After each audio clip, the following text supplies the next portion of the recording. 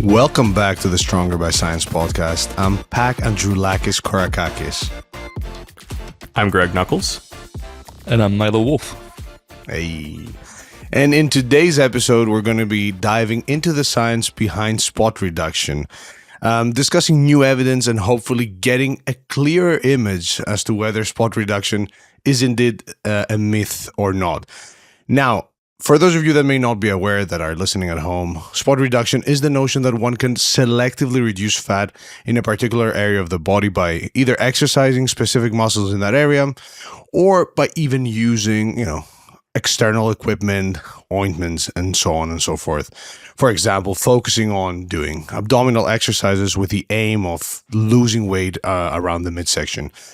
Now, the theory of spot reduction is rooted in the idea that if you exercise a specific muscle in a particular area of the body will then use localized fat in that region in order to fuel that exercise. So people that in general argue pro-spot reduction will say that by increasing blood flow in a specific area through exercise or other equipment, the body will prioritize fat breakdown in that region. Now, in addition to some scientific evidence that we will dive into, the belief in spot reduction is also often fueled by a plethora of products, programs, as well as guides on how you can specifically target body fat from specific areas of your body. However, in 2024, when somebody Googles spot reduction or does any sort of very basic search on spot reduction, things seem relatively clear as far as the consensus goes. The first thing you see on Google is that spot reduction is a myth, and I'm not talking about Google page 4, but rather the first page of Google is literally filled with mainstream articles about how science has disproved the idea of spot reduction. However, there is more than the eye sees on the first page of Google, and here at Stronger by Science, we're here to give you not just the hot takes, but the also mild takes that are not so hot that they will, scare you and burn your hands. I'm not sure where I'm going with this analogy, but all I'm trying to say is that there is a bit more than just spot reduction is a complete myth. For many of you out there, you may remember late night TV ads showing you all sorts of random belts, random equipment, creams, and other products that were supposed to be applied on specific areas of your body in an attempt to reduce body fat. Even people like Ronnie Coleman sold a cream like that for a while. I'm not sure if you guys remember that. But however, regardless of what you see on the first page of Google, there has been more research that has come out lately that has gotten some attention, at least in our sphere, and that was what essentially probed this episode.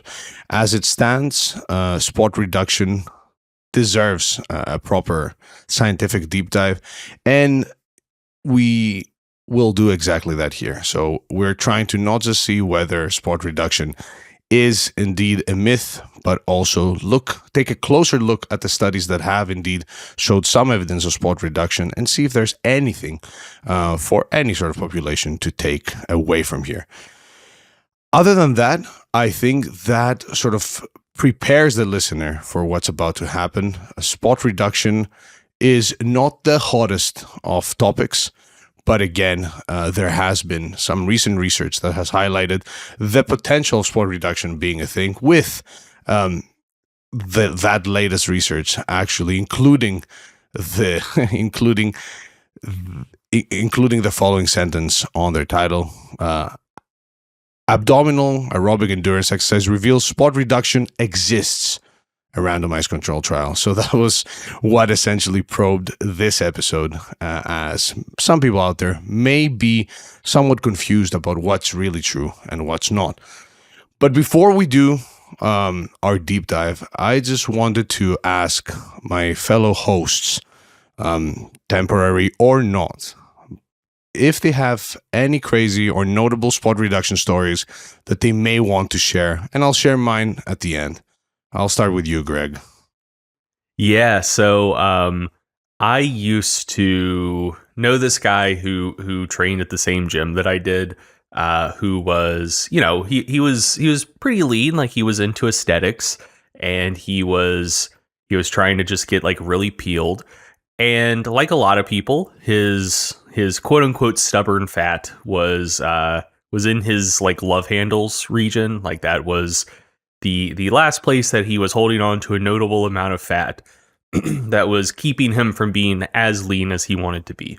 So he believed in some version of spot reduction, and he really thought that the way to tighten up his love handles region was just to do a bunch of side bends every workout to target those regions and take off that stubborn fat from his love handles.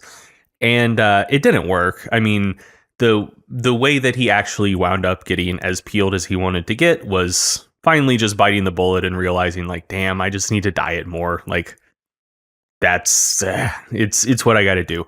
But before he had that realization, I mean, he had probably for about 2 years had just done side bends every workout. And so it didn't work for spot reduction, but he wound up with what I can only describe as an oblique dominant physique, which I didn't even know that was a thing. Like you see some people who, like clearly work out, but they have one muscle group that's like way more developed than anything else. Like you look at old pictures of Arnold, you'd say like he has a pretty pec dominant physique. Like he's big all over, but his pecs were just unmistakable. Like they were like kind of overdeveloped for his overall level of development, but like in a way that's iconic. You know what I mean? Or like Marcus Rule, like he had a very delt dominant physique. And like, you see some guys with like leg dominant physiques or whatever. I've never seen anyone before or since with a physique that I would describe as oblique dominant, but this guy had an oblique dominant physique. So yeah, if anything, I think he came out behind for it because it didn't work for spot reduction. And I don't think that he was trying to build a physique where his level of oblique development was just like 3 times his level of muscular development for any other muscle in his body. But yeah, so all of those side bends he did work for hypertrophy, but not so much for spot reduction. Yeah, I mean, I would love to see a picture of that physique. It sounds amazing. What I will say is I feel like oblique training, as a slight tangent, has been somewhat slept on in the past few years in the fitness industry. Ultimately, like side bends do also train the erector muscles, the lower back muscles as well. So I do feel as though oblique training has gotten a bit of a bad rap recently, undeservedly. As far as my spot reduction story goes, I actually fell into the category of readers that Pac described earlier, where even when I was as young as being 14 years old, first getting into fitness, although my primary influence at the time was Mike Chang, straight up, and I bought into a lot of his stuff, like the keto diet for fat loss, all of that good stuff, body part splits, you name it. One thing I didn't fall for was spot reduction. So although I was discontent at the time with, like, I think belly fat specifically, the only 2 outcomes I could think of that would actually address that would be 1, I diet and lose weight, or 2, I just straight up go for liposuction. So surgery was the only option.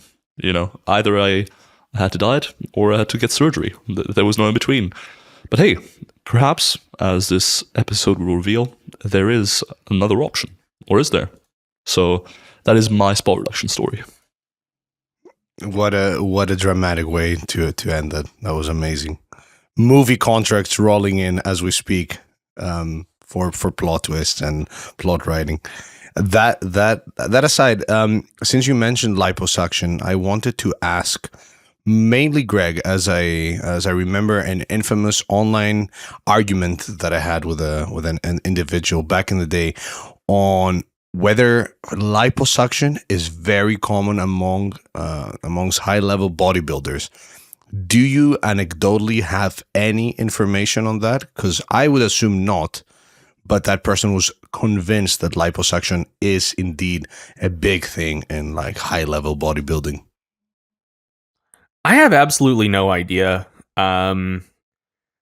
That I don't know. Like I have spent a lot of time on like untested bodybuilding forums. And like anytime I'm in the room with like an untested bodybuilder, I ask them a lot of questions. I find that world absolutely fascinating.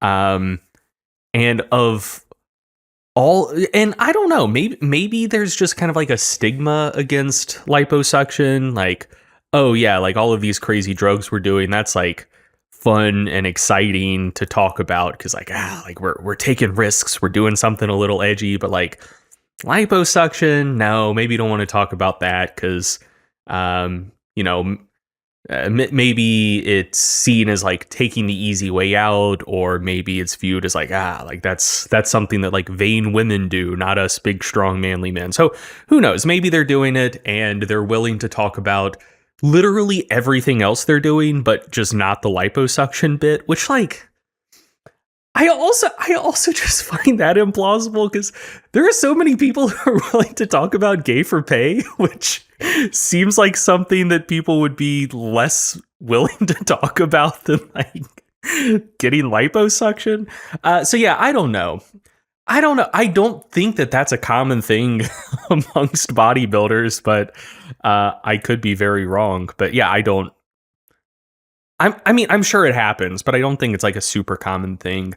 One of the things that I have heard is that, and like, I don't know if there's any truth to this, but like, I assume, like, I was kind of in the headspace of answering that in terms of like subcutaneous fat, because that's what people have in mind when they're talking liposuction, or when they're talking spot reduction. I mean, like I've seen speculation, like if you look at like IFBB pro level bodybuilding, the waistlines were like really getting out of control there for a few years, and like they've been brought in the last couple of years for a lot of competitors.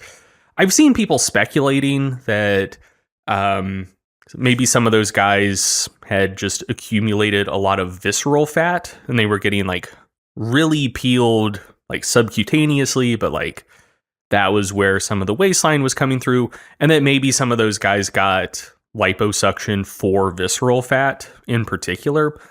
I have absolutely no idea if that's true or not, but like who knows, whatever. But that's again like kind of a niche thing, like maybe something that people do if the waistlines get out of control, but not just like a common thing that bodybuilders writ large do as part of just like comp prep. So yeah, I don't know. I think that sounds like bullshit, but also like I'm not in that world. But from the outside looking in, that's not something that I've encountered really.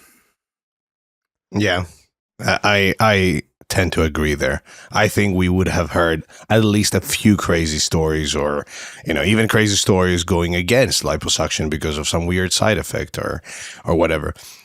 Just to share my own crazy story on spot reduction, as a man from the Balkans, I have seen my fair share of cling film wrapping, but like full day or like a full week of cling film wrapping, in order to increase the heat around the stomach area and magically spot reduce body fat. But to the point where I'd go into some gyms in the summer, and in the locker room there would always be that one guy that would come in after the workout very sweaty because in Greece and like Bulgaria specifically, which I'm thinking about, things get hot in the summer, and you'd see that person take off their shirt and have a bunch of like kitchen cling film wrapped around their stomach.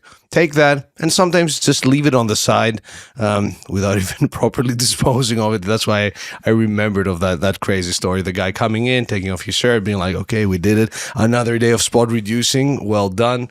Taking off the massive amounts of cling film, leaving it somewhere there on the floor. and just continuing on with his day. But yeah, those were the days though where things seemed a bit simpler when it came to losing body fat, because people were legit on that train that you can wrap yourself in a bunch of stuff and magically lose body fat by doing even more ab exercises, because it was usually the midsection. With that though out of the way, we shall take a brief moment for plugs before we do our proper deep dive. Greg, shall I do the honors here as well? Oh yeah. I was unmuting myself. I was getting ready for my standard spiel, but yeah, if you want to plug, the plugs are all yours, man. All right, let's do it. If you're enjoying the show, please like, rate, subscribe, and tell your friends. It really helps us out. Honestly, though, it does. If you're interested in hiring a virtual coach to help you with your training and or nutrition, Stronger by Science has an excellent team of excellent coaches that can help you. And you can learn more about that at strongerbyscience.com/coaching. If you want to purchase supplements from a reliable source and at the same time support the podcast, buy from bulksupplements.com using the code SBSPOD for a 5% discount. Make sure to check out the Stronger by Science Facebook group and subreddit, where myself and Milo Wolf are going to be more active in the next few weeks, few months, few years to come. Check out the newsletter, obviously. That is a Stronger by Science classic, where we send you high quality, informative content. No spamming with a bunch of ads. And if you want to sign up to that, just head to strongerbyscience.com/newsletter. And as always, for any questions in relation to the podcast, if you want to send your questions in either in the form of a text or a voice note, hit us up at podcast@strongerbyscience.com. I have probably been as nervous about reading stuff as I was during my PhD defense. I hope I did well, and I hope the listeners are clapping, subscribing, buying supplements, and like just being over the top happy with my performance. Oh, you crushed it, man. You're a born natural. Very, very nice, very nice. Thank you. But yeah, let's get into the episode. Just as kind of a note up top, if there are any listeners who have gotten to this point in the episode and they're extremely nervous about the direction this is going to go, because we're here, we are going to like seriously entertain the possibility of spot reduction, look at the research and try to fairly and critically evaluate it, instead of just completely dismissing the concept out of hand. And I do suspect that will make some listeners a little bit nervous, because like Pac said up top, spot reduction is a concept that not even just in the heart of the evidence-based fitness community, but even like expanding outside of that to just kind of like mainstream health and fitness journalism, it is almost universally like spot reduction is simultaneously one of those things that it seems like a lot of people believe in, because there are a lot of spot reduction products that are on the market that seem to sell quite well and be quite popular. But it is something where the general consensus among most people who think about, write about, talk about this stuff, not even just like the most skeptical and rigorous folks, but expanding like 2, 3, 4 layers out from there, it seems like almost everyone views spot reduction as just a complete myth. There's no research that supports it. There's a mountain of research that proves that it's completely bunk. Like, that seems to be the view and understanding that a lot of people have. And, I don't want to spoil this episode, but we're not going to come down on the side of spot reduction is a phenomenon that occurs all the time and has like a huge effect. And in fact, if you're not targeting spot reduction, you're like wasting a ton of time and effort, and everyone should be trying to do this. Like that's not the direction that this episode is going to go. But there is, I think, more evidence, like more research than people suspect there is, that does potentially suggest that it might be a real phenomenon, though of, questionable relevance, questionable practical relevance, questionable magnitude. But, I do think it's something that when you dig into the research, it becomes more difficult to just completely dismiss out of hand. So, Pac, could you talk a little bit more about some of the studies that could be cited as pro spot reduction? Like some of the stuff that's out there that does suggest that maybe this is or could be a real thing. For sure. But before we do that, let's just very quickly go over the few studies that have not looked directly at spot reduction via training, but rather via the use of garments, ointments, vibration therapy, and so on and so forth. Because I feel like a lot of people may have been exposed to those methods of spot reduction versus just resistance training as a form of spot reduction alone, or a combination of resistance and aerobic training. Now, when it comes to direct evidence on spot reduction and the use of devices, ointments, and so on and so forth, there's not a whole lot, and the little bit that we have is entertaining. The little bit of evidence that we have is not extremely convincing and is in some ways entertaining for fellow geeks out there. So when we look at things like vibration training, we have one meta-analysis, a systematic review and meta-analysis, which for some reason has used meta-analysis in the plural term in the title, which I found strange. I see Milo nodding as well. That's something that instantly stood out. Where we are talking only about 6 studies that were included that did show some change in total fat mass per kilogram for vibration training, but at the same time, only 3 studies made some of the sub-analyses done by the authors, and in general, things were not very clear. Like the authors tried to spin it as if vibration training could be a viable way to spot reduce body fat. They said that the systematic review and meta-analysis showed a significant effect of vibration therapy on total fat mass measured by kilograms, but they found a clinically insignificant effect of vibration therapy on a percentage of body fat change. But again, we're talking about literally slightly above a handful of studies when it comes to that body of literature. Vibration training is actually one of the spot reduction methods that you see quite a bit when it comes to products sold online. Belts, in particular, there's still plenty on Amazon being sold, promising spot reduction via the form of activating the musculature that you want to activate.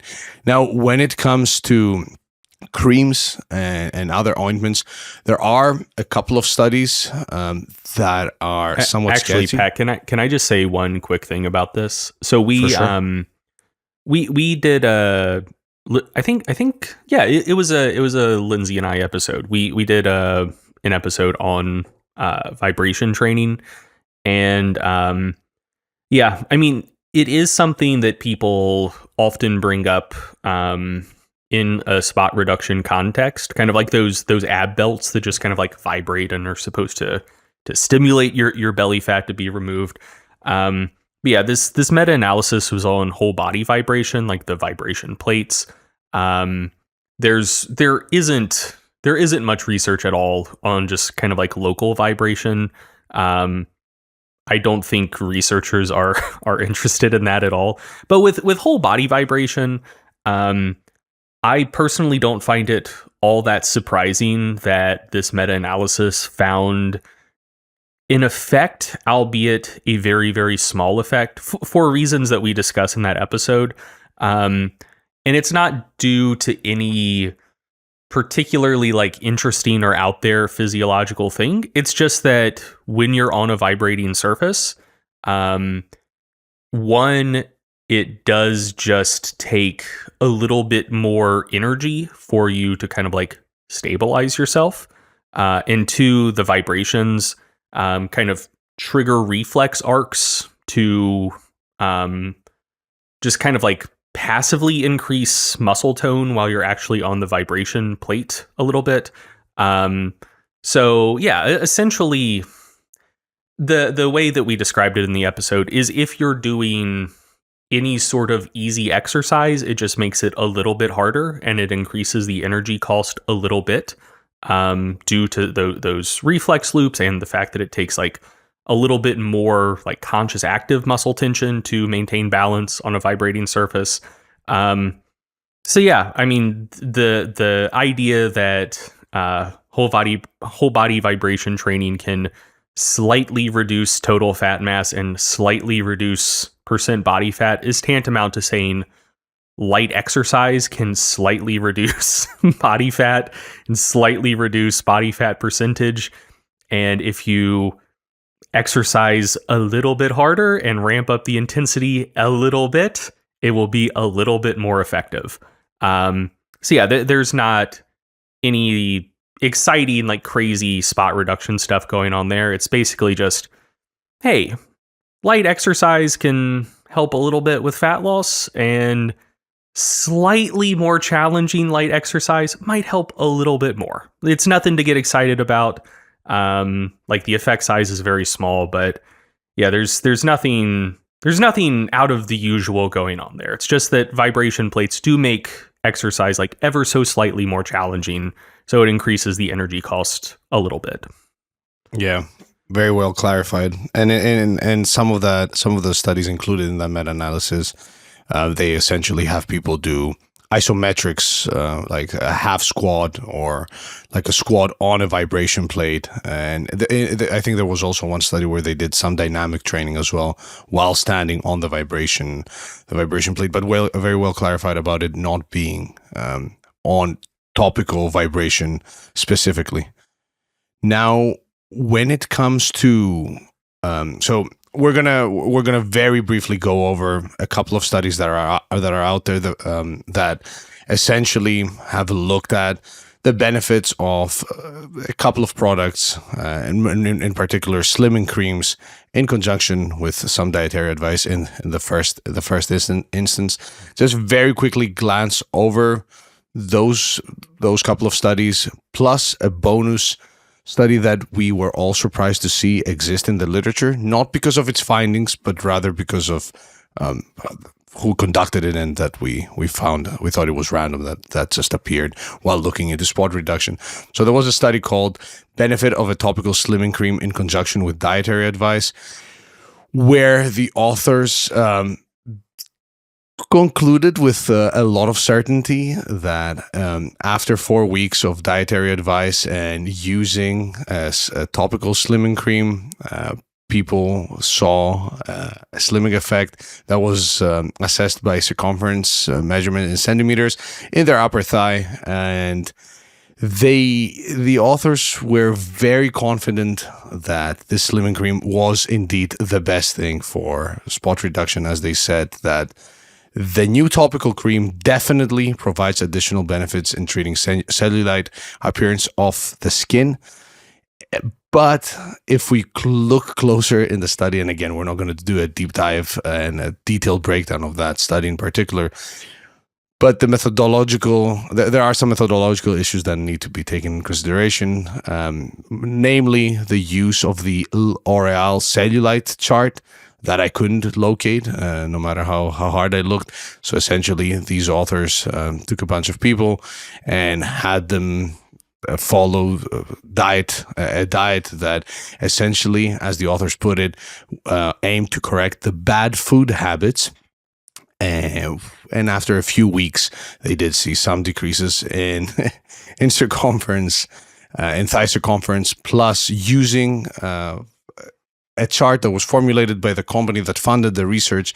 They visually found that there was a difference in appearance as far as cellulite goes.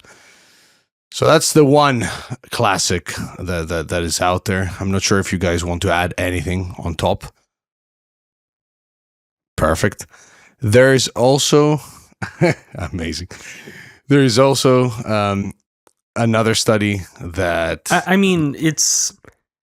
I feel like there's not that much that could be said about it without trying to just like do a deep dive, because the laziest possible critique is just, hey, this thing was funded by X body, whatever. Therefore, of course, they were in the tank for them, and you know, did what they had to do to get the results that their funder wanted. Like, I don't know. That's like a reasonable suspicion to have, but that's also like, I don't think people realize like that's a pretty significant claim of like scientific misconduct to level an allegation like that. And so, you know, was something like that going on here? I honestly have no idea, and I would not feel comfortable walking down that road to say something like that without doing like a really, really deep dive into this topic. The one thing that I would say is that I don't know. I do think that a like slimming cream that actually worked would be something of great interest to a lot of people. And so, yeah, like if the first study was funded by L'Oreal, it's kind of like using their stuff and whatnot, and like has positive results.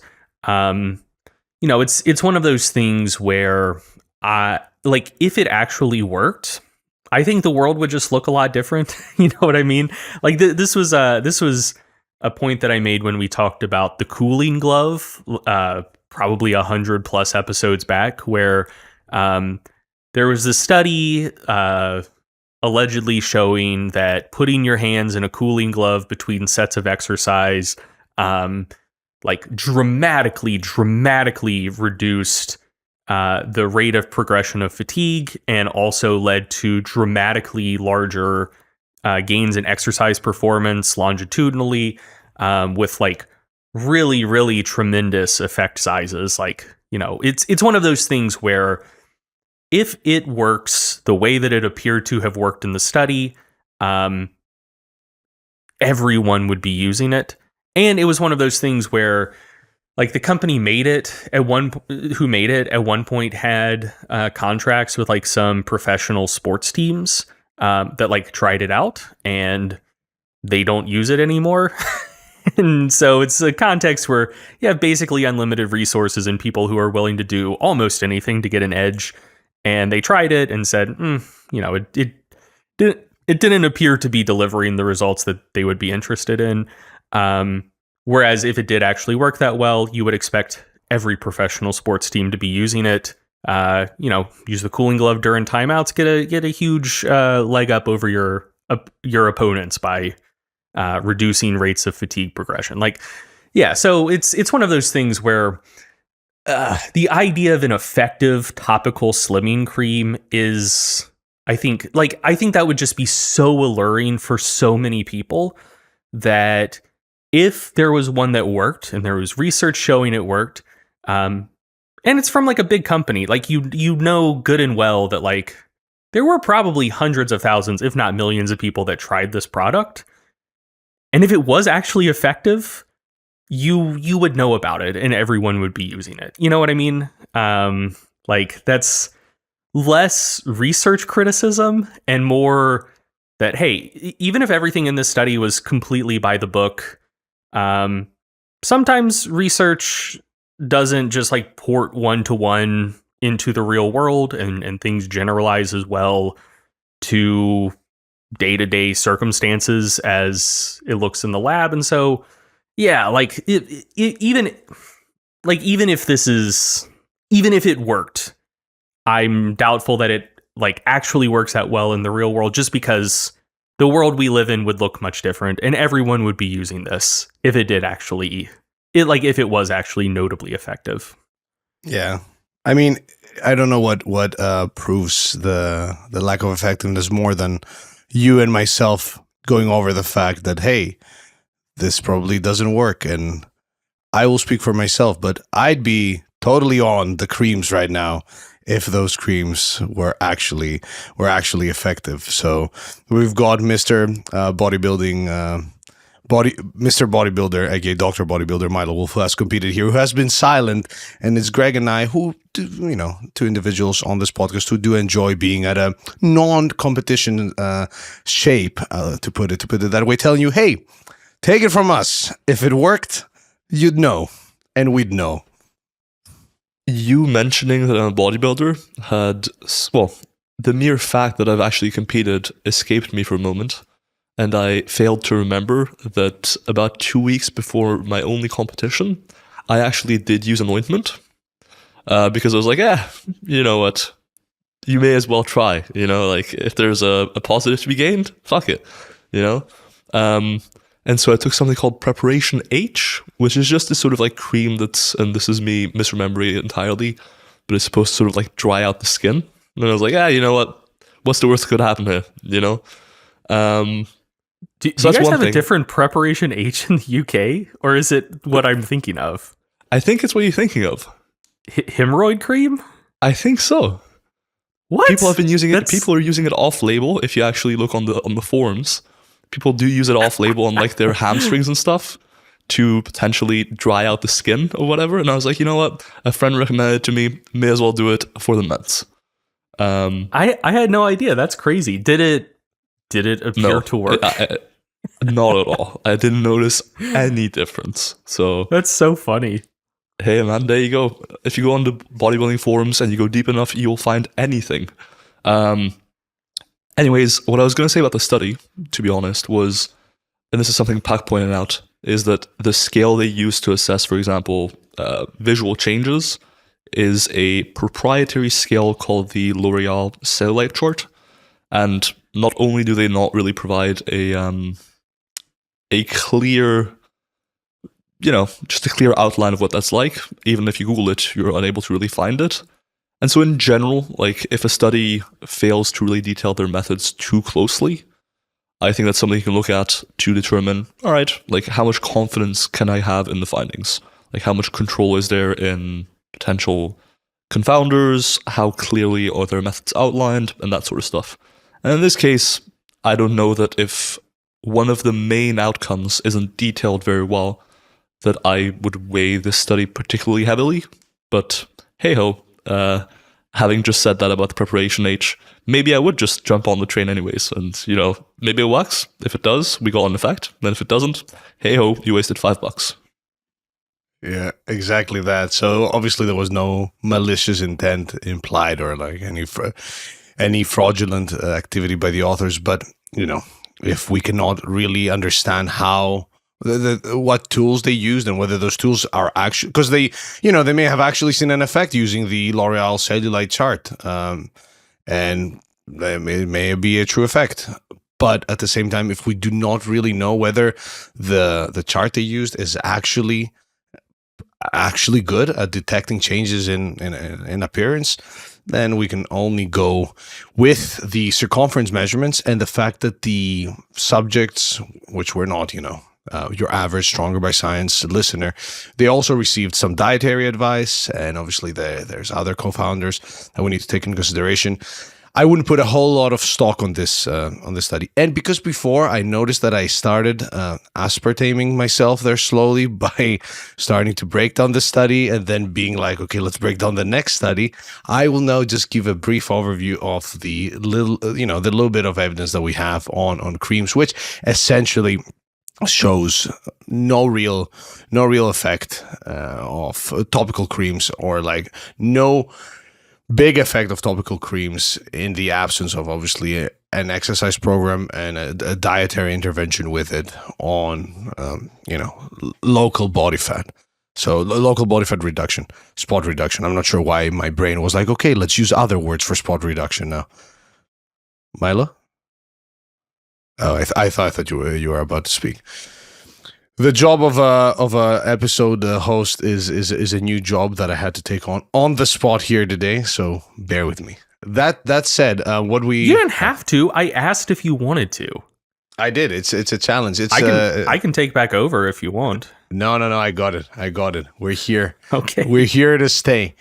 But what we mentioned previously, what I briefly alluded to, is that as I was looking through the very limited literature that exists on creams and spot reduction, I came across a study that was actually recently conducted by Jackson Pius and Julian Ong, which was funded by Renaissance Periodization.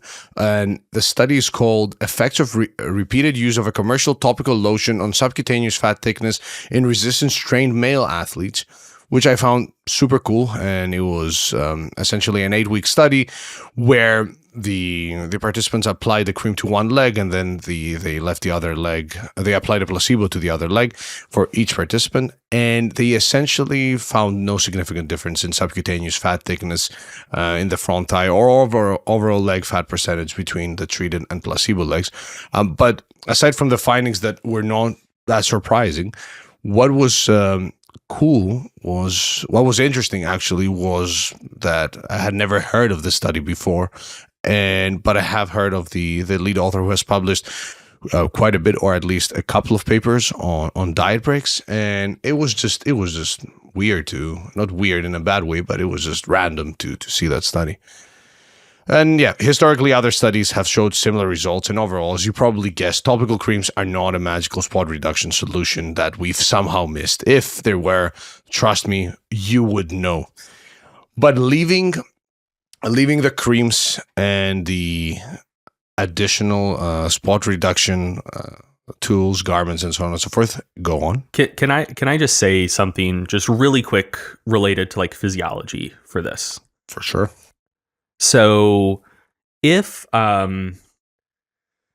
like let's say that there is a topical cream that is effective, which I'm like theoretically open to, like just a priori, there's no reason, like I can't think of a good reason why it would be like physiologically impossible for a topical cream to actually be effective for increasing local lipolysis. Like there are like hormonal triggers that can increase lipolysis, or like there are like cellular triggers to increase lipolysis. A lot of those are like hormone based, and a lot of hormones are fat soluble, and so you would expect that some of them to be able to go into solution in like creams and be able to make it through the skin. Like that, there's plenty of stuff that can penetrate the skin.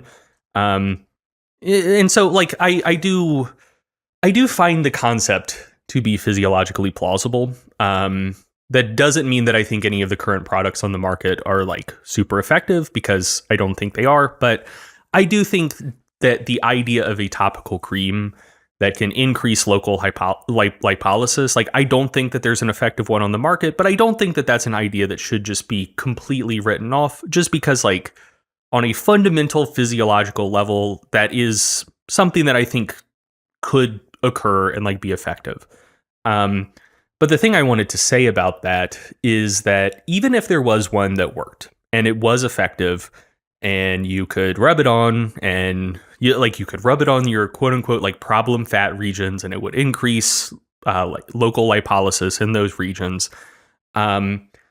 Ultimately, whether or not you like lose body fat overall or in those particular regions is still just going to come down to energy balance, because there like none of these things, like there's a difference between breaking down fat and burning fat.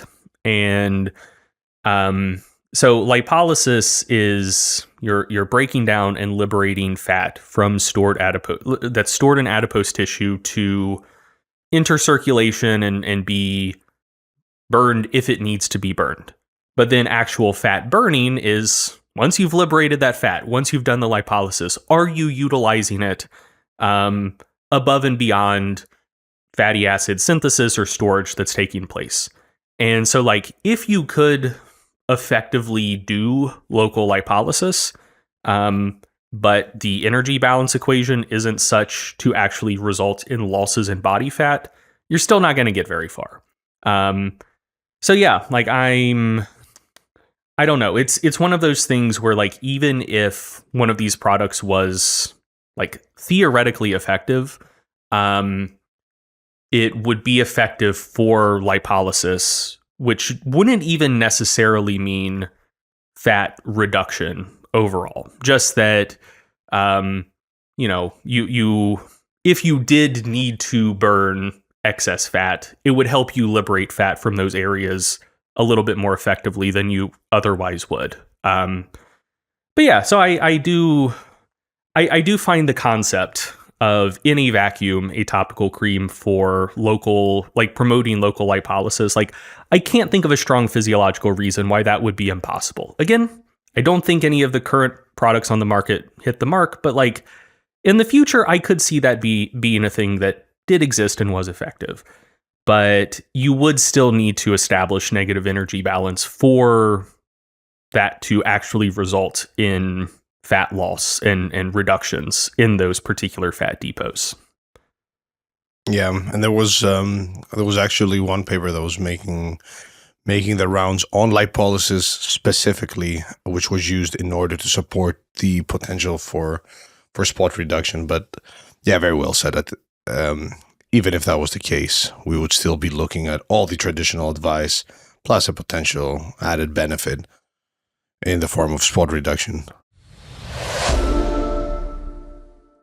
So do we want to get into some of the spot reduction studies specifically now?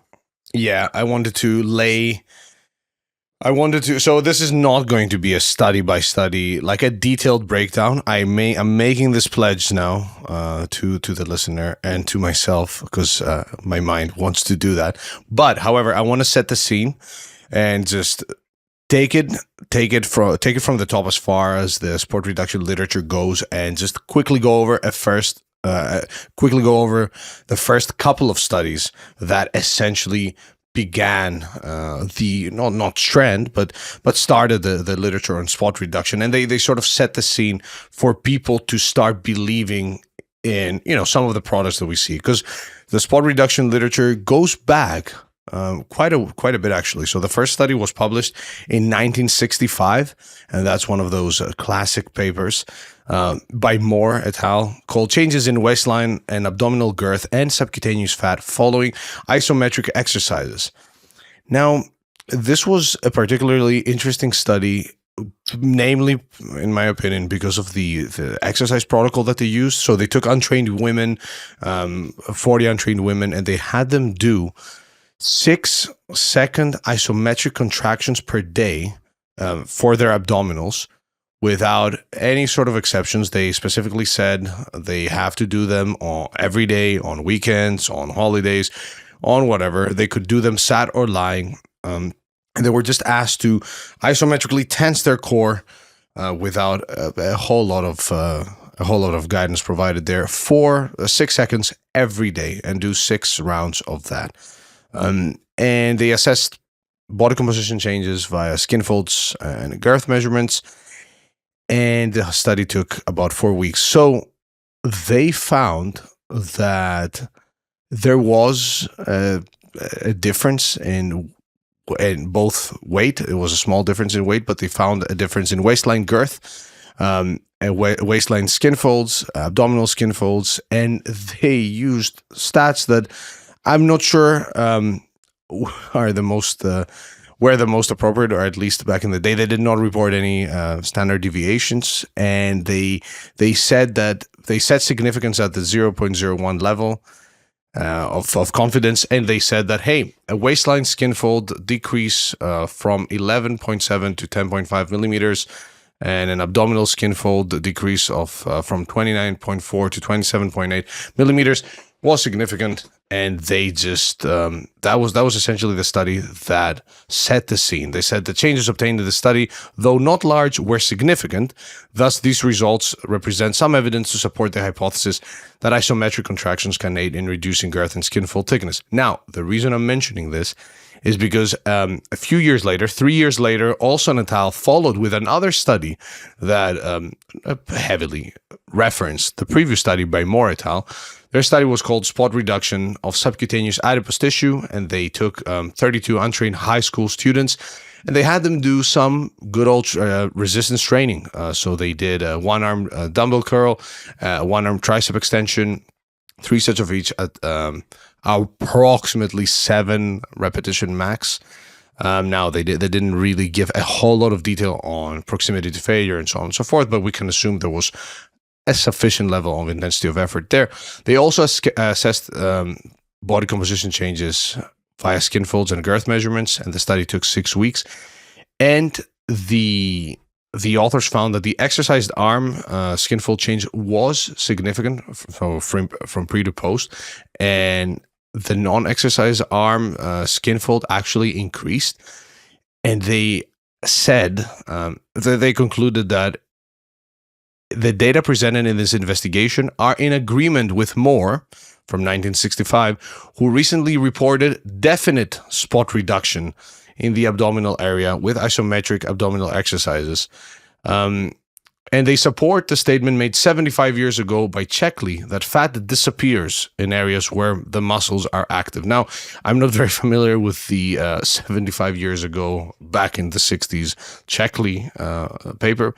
I'm not sure, Greg, if you are. If there's any person that can ramble on Checkley, is you. Are you? No, I had never heard that. But I did want to say that I found this little history lesson to be fascinating because I don't know. I do think that there's kind of a bias to assume that that just about any kind of like fad or like weird thing is just it's a modern affliction. And when did it start? Who knows? It was around when I was a kid, but it can't be like that old. But oftentimes when it comes to specifically sort of like health and fitness fads and whatnot, like a lot of stuff is old, and a lot of times things work on, like generational cycles where an idea gets popular and people try it and it doesn't work as well as they think, and then they're just like, nah, like this didn't work. But then someone like rediscovers it 20, 30 years later when a new market segment is coming of age to buy that product. And they're like, ooh, we have this exciting new idea. It's called spot reduction, But then you look back and it's like, the first studies, at least that Pat came across here, were from the 60s. The researchers in the 60s were referencing something that someone was apparently saying in the 1890s. So yeah, a lot of ideas do have sort of that long historical tail, and there are truly very few things that are new under the sun. The one thing that did jump out to me a little bit, and this is also just kind of like going back to the idea of like, if there was a cream that was actually like safe and really effective, the world would look a lot different and everyone would be doing it. The Moore study here that seemed to like be the first one that kicked off this interest in this in the 60s. The regimen they used was 6-second. Basically, you just like tensed your abs for a total of 36 seconds per day. And they allegedly saw results in 6 weeks. And that's one of those things where, like, I imagine a day's kind of long, 24 hours. There's way more than 36 seconds in a day. A lot of people are telling me. And I kind of assume that just from like needing to like tense your abs to like stand up or whatever, or just like move in particular ways, I can't imagine that 36 seconds of total isometric exercise is actually meaningfully increasing the total amount of like muscular activity of the abdominal musculature expressed over a day. And two, if this was true, the world would look a lot different. Like if you could meaningfully spot reduce in areas by doing about 30 seconds of exercise per day, we would know about it. You know what I mean? Like it's one of those things. And also another thing that jumped out at me was just the massive step up in methodological rigor between these two papers. The first one was it didn't have a control group. Like they were only looking at pre-post changes in a single group, which, the people lost a little bit of weight. Was that due to and along with the weight loss, some reductions in abdominal circumferences, skin fold thicknesses?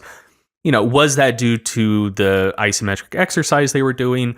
Or was that just due to the fact that they signed up for a study and they knew they were being observed, and maybe they just like ate a little less or something, or became a little more active overall, and so they lost a little bit of weight, and not due to the abdominal exercise, but just due to the little bit of weight loss? That's why waistline girth and skin fold thicknesses went down. Like without a control group, you can't chalk those results up to the abdominal exercise. But then just 3 years later, people building on that, they're doing a within subject unilateral design, which is like a pretty strong research design. So yeah, honestly, if we're doing cheers and jeers here, jeers to more. A lot of old research wasn't that high of quality, but I feel like even in the context of the 60s, it's like, come on, use a control group. Like we knew that by then. And then cheers to Olson. Like if you're trying to build upon the idea, just going straight from uncontrolled, no control group, just within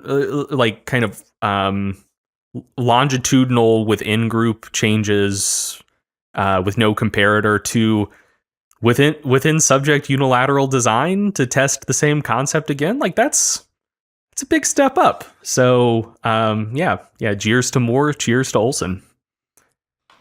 Yeah, I fully agree. And with regards to more specifically, the interesting thing is, on the one hand, you can see the study as a proof of concept, or essentially that it's showing, all right, well, maybe, although we don't have a control group, doing these 6 isometric contractions for 6 seconds each day did actually lead to spot reduction in the abdominal area.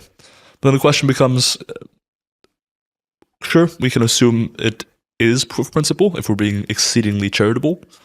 But then the question becomes, is it even relevant within the context of what's being done here? Because 6 isometric contractions a day, even if you were just doing a complete overall general exercise regimen, you would pretty much meet that threshold of intensity or volume of activity for all areas within your body, right? Like if you're just running or what have you, for example. Basically, everyone ever would likely meet this threshold for spot reduction without even trying to achieve spot reduction. So it's just it's an interesting start for this body of evidence. And as you said, the second study was far better methodologically than the first. But yeah, it's interesting to see how studies were 60, 70 years ago versus now. I just wanted to comment on the fact that my European brain was absolutely amazed by cheers and jeers. Is that a way to say good and bad? Yeah. Oh man, I forget who it's from. I think it was from like a late night host or something, but yeah, cheers is good job and jeers is bad job. Hey, awesome. Now that we've talked about the stuff in the 60s, do we want to jump ahead and talk about some of the more recent stuff? I see that there are, I think, like 6 studies here, all of which will be linked in the show notes, but I think it might make sense to jump ahead and talk about Di Palumbo and then Brobakken, like the two, the one that I think is actually, if you're going to take a generous view of this research and entertain the idea that spot reduction is real, the paper that I personally think would be the strongest evidence in favor of it, that being Di Palumbo, and Brobakken, which was the recent one that kind of got this back in the news, got people talking about it again. So, Pat, could you sure. talk about those 2 studies a little bit? Yeah, for sure. I just wanted to also highlight that the reason I wanted to briefly mention the Moore study and then the Olson study and how the Olson study referred to the Moore study is that in the literature, it's not uncommon to see authors sort of parrot things that they've seen concluded in other papers, and the fact that the Olson paper said that the Moore paper found a definite reduction in body fat following this protocol it's not uncommon to see then other researchers sort of remembering that, oh, I had seen that information somewhere. I need to cite something here for this point that I'm trying to make. Spot reduction is a thing. That paper said it's definitely a spot reduction, citing some other paper. And then you run the risk of ending up with a few papers citing each other and then ending up back to that one paper that didn't really definitely prove spot reduction. So that's why I found that interesting and I want to highlight it. But fast forward a bunch of years and my brain is way too jet lagged to do any sort of math there. So we'll jump straight from the 1960s to the 2010s and more specifically 2017, when the paper Effect of Combined Resistance and Endurance Exercise Training on Regional Fat Loss was published by Dipalumbo et al. This was an interesting study, both from a design standpoint, but also from a finding standpoint, where the authors took untrained women in the range of 25 to 40 years old, 16 of them, for 12 weeks and had them do the following. So they either did an upper body resistance protocol where they performed a plethora of exercises for the upper body, like the chest press, low row, arm curl, delt raises, and they used a triceps machine. And they did that. They did 3 sets of each exercise for 10 reps at approximately 60% of their 1 RM. And then they followed the upper body training with 30 minutes of aerobic exercise at 50% of their VO2 max on a cycle ergometer. So they trained their upper body and then they performed aerobic exercise using a lower body aerobic modality.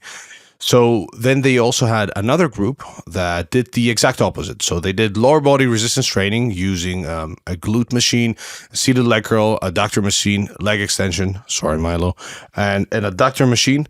And then they followed by doing 30 minutes of aerobic exercise at 50%, again, of their VO2 max at an arm ergometer, which was cool. They assessed body fat changes using DEXA and skin fold calipers, and there were no. And I think that this is important to mention because I think it's a bit of it could be a bit of a co-founder on the majority, if not all, of the studies that have found some form of spot reduction being a thing. There was no change in the participants' dietary habits, so the authors advised them to keep things as they were. And by the end of the study, both groups lost almost a kilo of body weight. The upper body group saw a significant reduction in upper limb fat mass and a non-significant increase in upper limb lean mass. If we're talking in absolute values, we're talking about a 0.4 kilo reduction in upper limb fat mass, and then the non-significant increase was 0.3 kilos of lean mass. The lower body group saw a significant reduction in lower limb fat mass, and then they also saw a significant increase similarly in a lower limb lean mass. So we're talking about 1.3 versus 1.1 kilos. And both groups experienced significant reductions in tricep and thigh skin fold measurements, which was interesting. Now, from my point of view, what we're seeing here, and I think that's where it's important to also slightly zoom out and look at spot reduction in the way that the majority of listeners here and lifters of similar experience to ourselves would want it to work. So I would personally want spot reduction to be real in the context of, I am a trained lifter. I want to lose body fat from this particular area.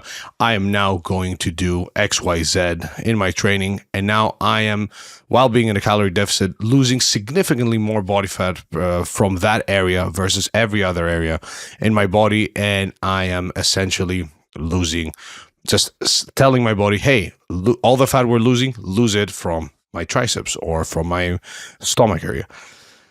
But when we look at some of the evidence pro spot reduction, I think what we're seeing is a few untrained individuals engaging in resistance training, sure, maybe not of the highest intensity, where they experience increases in muscle mass and then some increases in body fat as a result of being untrained individuals that are engaging in resistance training.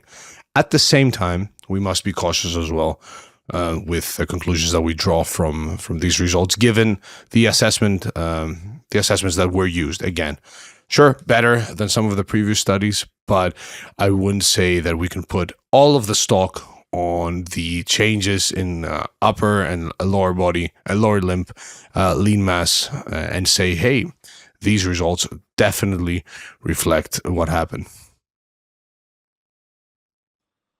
So I'm gonna declare my bias or lack of knowledge here. I'm not super familiar with this body of evidence, but from looking at the results here, it almost seems like we're talking more about spot recomp than we are about like spot reduction. So specifically, when you were lifting and targeting your upper body or lower body, you saw a reduction in fat mass alongside an increase in muscle mass. And aerobic exercise didn't seem to have the same effect. And so, hey, please contradict me if I'm wrong or if I'm making a mistaken assumption here, but this seems almost more like evidence of spot recomp as a result of resistance training, more so than super compelling evidence for, I guess, spot reduction.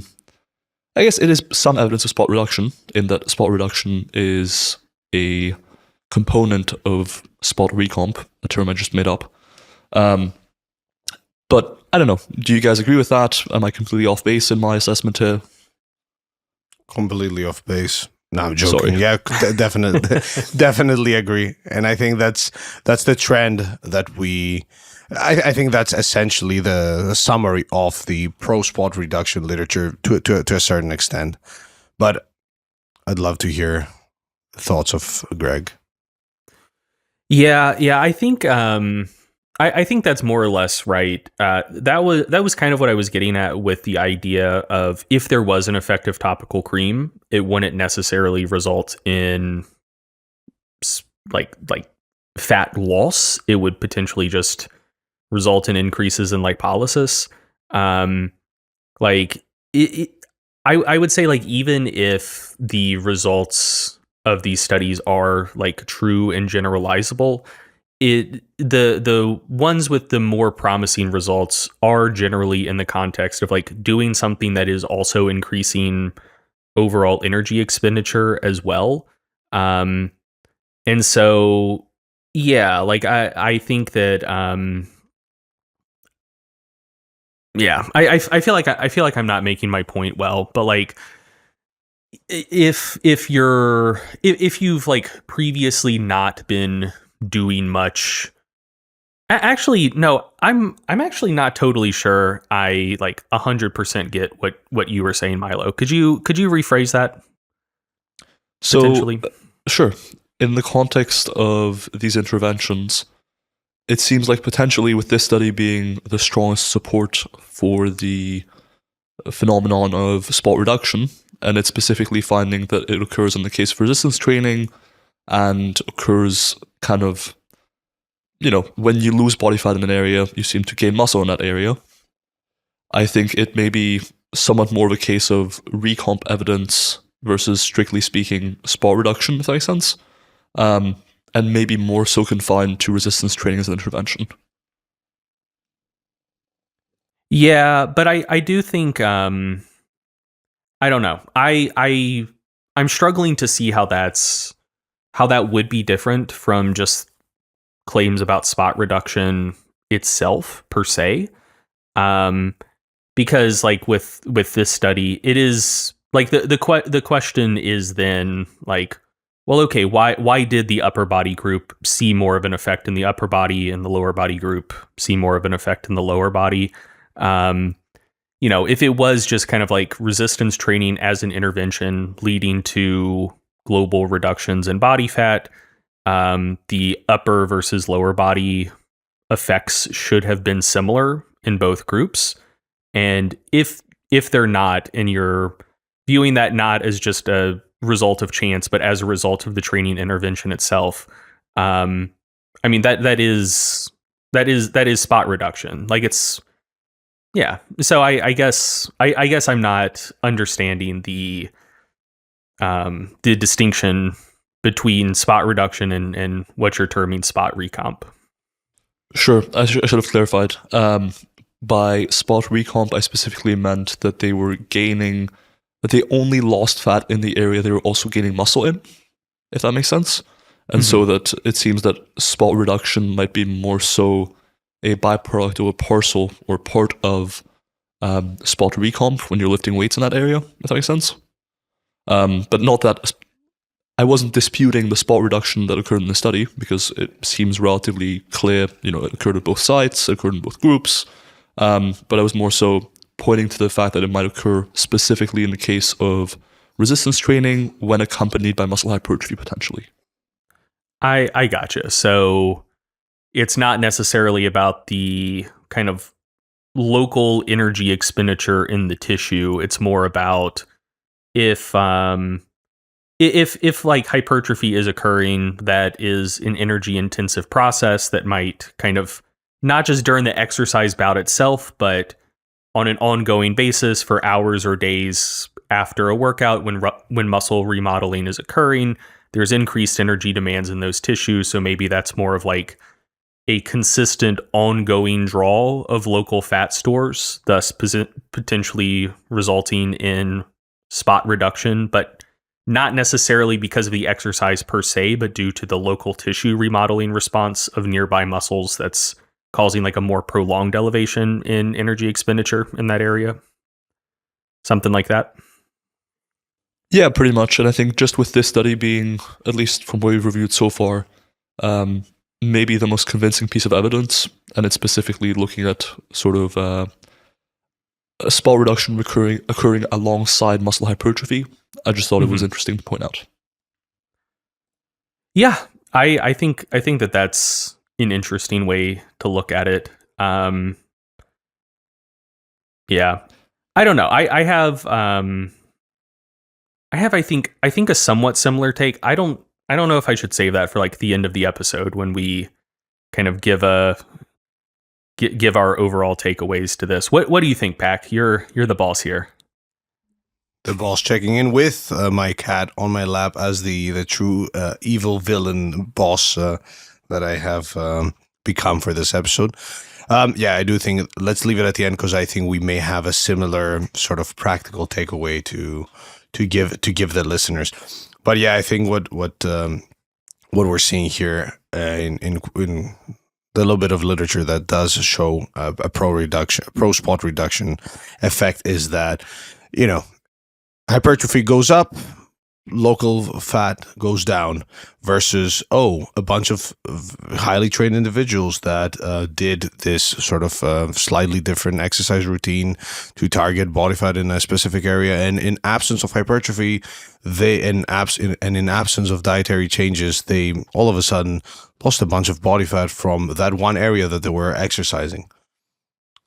However, moving from the Palumbo study to the study that essentially sparked this episode by Broback and et al., which was published in 2023, called Abdominal Aerobic Endurance Exercise Reveals Spot Reduction Exists. Spoiler alert, a randomized control trial. The spoiler alert part is not in the title of the study. Do not Google that verbatim. So what these guys did here is they took untrained overweight males at around 43 years old, so 29 of them, for 10 weeks, and had them do the following. So they had an abdominal endurance exercise group where they did 27 minutes of treadmill running at 70% of their heart rate max, and then that was followed with 4 times 4, so 4x4 minute intervals at 30 to 40% of their 1RM on a torso rotation machine, doing exercise in both directions. And they essentially used the active period of one side as rest for the other side. So they did some relatively, I'd say, high volume, low-ish intensity of effort abdominal exercise. And then they essentially rested for 5 minutes and then performed another 4x4 in the abdominal crunch machine. So when it comes to ecological validity, I'd say, obviously, from things that we've seen and I've heard in terms of protocols, these guys did some cardio and then followed with a bunch of a bunch of ab specific training in the way that I would personally say we see in a lot of gyms when it comes to people really trying to target their abs, like reps on reps on reps, and just like sets on sets on sets. So they also had a control group that essentially was just did the running at 70% of their heart rate max for 45 minutes. And the authors did match for energy expenditure when it came to the two protocols. So they made sure that the energy expenditure as a result of exercise was similar between groups. Similarly to the previous study that we looked at least in part, the authors assessed body composition changes via DEXA, and they also had some circumference measurements. Similarly, no changes in dietary advice. And both groups lost a significant amount of body weight. So the group that did the ab exercises lost about 1.5 kilos of weight, and the control group lost about 2.7 kilos of weight. Now, the ab group, they call it aerobic resistance exercise group, but I'll call them the ab group. They saw a significant reduction in trunk fat mass, lower extremities, and overall total fat mass versus the control group that did not see those changes. However, some important notes to be made here is that the ab group started at 28% body fat and the control group started at 24% body fat, which, okay, I'd say is a minor note. It's not a huge deal breaker or something that we should spend a lot of time on. But I do think that it may play at least a role in these results. But similarly to the previous study, again, we have untrained overweight individuals who are engaging in some form of resistance exercise, albeit that be potentially not as close to failure as we'd ideally want them to be if we were coaching them, but still engaging in resistance training and experiencing some local fat reduction in the areas that they did exercise. But overall, both groups lost a bunch of fat. And again, I'm not sure why the authors decided to run with that title. I think the title is a bit not heavy, but I think it can mislead people, because if as you've touched on previously, Greg, I doubt a lot of people are clicking on the actual study itself and then looking at the study itself when you have the title tell you, hey, this is what we found. I can see how people can then take the interpretation of somebody who didn't really read the study, look at the study title and go okay, that's their interpretation. The study title says it as well, therefore it must be true. I mean, why would they publish this paper if it wasn't true? I mean, it's literally in the title. So yeah, my 2 cents. Curious to hear what you two gentlemen have to say. Yeah, this is one that I personally found this a bit less compelling than the Di Palumbo study. Yeah, it's I don't know. It was just tough because I don't. It felt like kind of a step back in terms of methodological rigor. And I don't. This is not rigorous research analysis, but when I read it, just kind of my vibe reading it was I don't know that this adds a ton to this body of literature. This is one kind of going back to the volume episodes we just did. I think this is one that is a little bit of a Rorschach test. People who are sympathetic to the idea of spot reduction, I think will be able to view this as like evidence in favor of what they already believe to be true. And I think its weaknesses make it such that a lot of the people I follow on social media who aren't sympathetic to the idea of spot reduction have seemed to find it pretty easy to just kind of like discount the study and write it off. So yeah, I don't know. That's kind of my take on it personally. Yeah, I mean, I tend to agree. I do think the previous study was more methodologically robust in addressing the question. A few things that kind of stood out to me were, one, it is a relatively small sample. It was 8 people in each group, from what I can tell. And secondly, in contrast to the previous study we mentioned, there was no hypertrophy measure, which makes the changes, even though they used DEXA to assess changes in overall fat mass and in trunk fat mass specifically, the lack of hypertrophy measure to me makes the results a little bit more challenging to interpret. But overall, I think the results are in line with what the previous study was kind of suggesting or hinting at, which is when you're performing resistance training for an area, you may observe spot reduction or spot recomp, at least in these contexts when you're relatively untrained. I'm not sure that we can extend that into more trained populations, where the magnitude of hypertrophy may be smaller, and therefore potentially the magnitude of spot reduction would be too, provided they're not also losing weight at the same time, and thus it's not really necessarily so much spot reduction anymore as it is just overall reduction. So yeah, those are kind of my takeaways. Broadly agree with Greg here.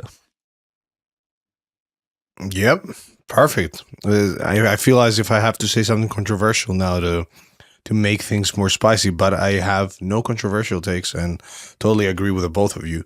And just to sum things up, there are a few more studies on that show some form of quote unquote evidence on spot reduction, but the limitations are very similar to the ones that we've already discussed. We're talking about untrained individuals doing some form of resistance training, but again, look, I don't want to turn this into the 4-hour spot reduction episode, but I want to hear your thoughts on this particular training protocol from the 2013 study by Extreme, how I haven't noted the name of the author, and I will now buy myself time and say by Ramirez Campillo et al.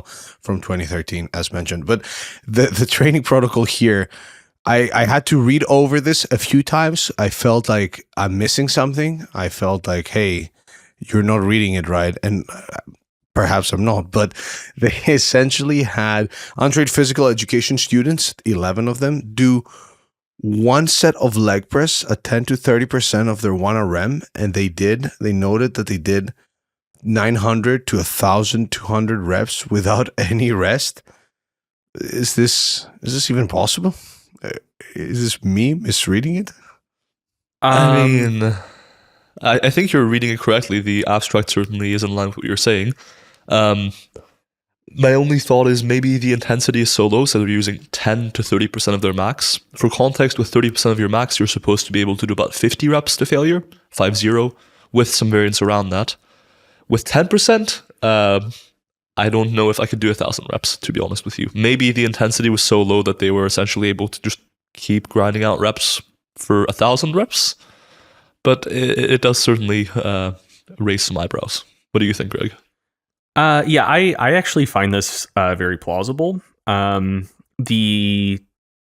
So I haven't read this study. I assume that the loads were selected such that it was just kind of something that people could do more or less forever. So there is this concept in. It started with aerobic training, and now a version of it has been kind of like ported over to resistance training. The aerobic training version of it is called critical power, which is essentially the level of aerobic power output that you should be able to sustain more or less forever. And the way you would go about kind of like methodologically calculating that is beyond the scope of this podcast episode, but essentially it is a knowable value that you can test and calculate for an individual, and it can vary quite a bit between individuals depending on their training status. Like some people's critical power can and is like quite a bit higher than others. So it's not an intensity that you can literally sustain forever, but it's an intensity that, provided adequate fuel, you should be able to bioenergetically sustain forever. So practically you wouldn't be able to, because if you're like running at like just below your critical power threshold, you will like accrue some muscle damage and performance will dip for that reason. Or if you go long enough and just like fully deplete your glycogen stores, like you might still bonk, but like that's going to take a long time. And even if you clear both of those hurdles, at some point you'll get sleepy, like it's not something you can literally do forever, but it's just kind of like bioenergetically, it's given kind of like normal circumstances, it's not something that should cause like significant fatigue. Like you should be able to do it for a long time. So that's critical power. In a resistance training context, that was first kind of ported over to isometric and isokinetic exercise. And the concept is called critical torque, which is literally the exact same thing, but now instead of like running or cycling, it's just what intensity of muscle contraction can you sustain more or less indefinitely. And then for dynamic exercise, which we're talking about leg press here, the concept would be critical load, which is, again, like basically the same, because the same principles apply. It's like what is just kind of like the bioenergetic cost of this level of this work rate. And if you calculate someone's critical power, it should just kind of like scale to other types of exercise, and you should be able to find an intensity that people can sustain for a long time. I don't think that the concept of critical load had made it into the research yet by 2013. The first studies I started seeing about that, if memory serves, and it may not, but I think the first papers on that started coming out in maybe like 2018-ish. Like that's kind of my feeling. But I think it's possible that the authors of this study kind of stumbled ass backwards into that concept, because, oh man, I could be wrong about this, but my memory is that critical loads tend to be somewhere in the range of like 15-20% 1RM. And that's going to be dependent also on rep cadence. Like the slow repetitions are very relevant here. Because like the energy cost of resistance exercise scales with rep cadence, such that if your reps are twice as fast, like the energy cost per rep should more or less be the same, because you're accomplishing the same amount of work to complete each rep. And so if you're doing it twice as fast, your work rate is twice as high, energy cost should be roughly twice as high. So with relatively low loads and 4 or 5 second reps, it wouldn't surprise me if one person in the study, or maybe like two people in the study, just had like really excellent strength endurance, and their critical load was maybe around 30% with these really slow reps. And 10% is like a very low critical load, if my memory of that research is correct. So I do think with the 4 or 5 second reps, people could probably do 1,200 reps at 10% of 1RM. Like I find the 10 to 30% range, knowing what I know, or at least think I remember about the concept of critical load, that rep cadence and the 10 to 30% 1RM range, I do think would kind of come out to that critical load zone for most people. And so, yeah, I don't know. I do find that plausible. I do think there were probably a lot more people closer to 10, 20% 1RM rather than 30. Like that is pretty high for critical load. But yeah, I don't know. I find that plausible personally. Who is counting though? I mean, who was there in the lab going, all right, 1, 2, 3. I mean, that I don't find plausible. As a person with ADHD, I'd be like, uh-oh, was it 501 or 301? And I'd just be like, okay, we keep going. But yeah, joking aside, it was just funny to see that they did a set with 1,000 reps. I mean, it was time based. It had to have been. Yeah. I was just making a joke. Yeah, if they were standardizing rep cadence, it's like you can stay on top of, are they 4 or 5 seconds a piece, and if so, you will land somewhere between 960 and 1200 over the course of an hour. So yeah. But yeah, enough. I would not want to be a research assistant for this study. My God, that would suck. That was like, or a participant.